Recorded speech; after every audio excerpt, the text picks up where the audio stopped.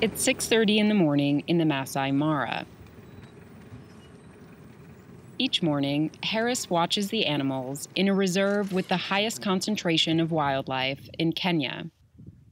Harris founded the Park Friends Association. They share photos on social media to raise awareness about wildlife protection. The wildlife is going down over the years as compared to our years. My father tells me of their time when they were young. There were animals everywhere. It is me and you and the world to stand up and protect what is remaining. But for him, the priority is to preserve the rivers and streams that feed the park.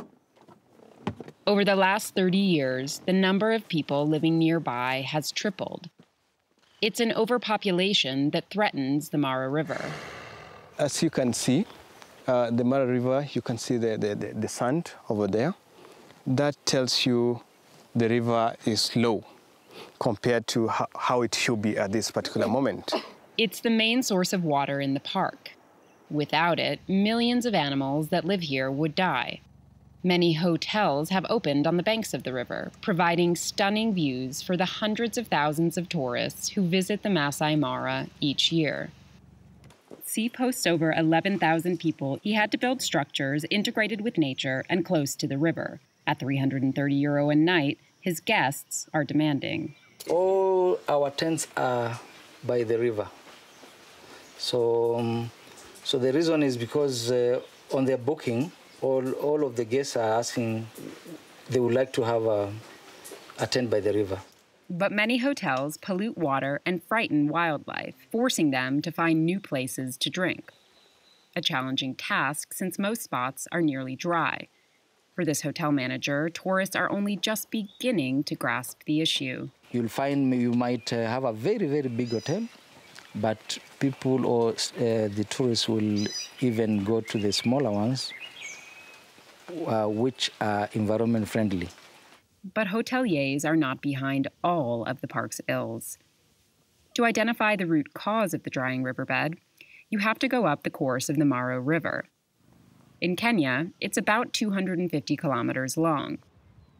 Large farms dot its banks, and farmers are allowed to draw without limit from the river. A significant strain, along with the consumption of many smaller farmers. We have the Mara farming here, and then we have another farm down there. But all along, we have the illegal abstractors who are abstracting water illegally. It's impossible to control all those who depend on the river. More and more people are settling here to meet their daily needs.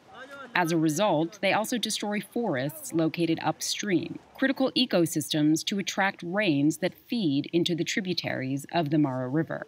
This Bomet County environmental officer fears the worst if the deforestation continues. The amounts of rainfall that we now have currently are much, much lower than what we used to have before. This again goes back to what the communities are actually doing, because when you look at the forest cover along the rivers or along the tributaries of the Mara, they have actually been tremendously reduced. The forest he remembers is that of the Mau, where the tributaries of the Mara River begin.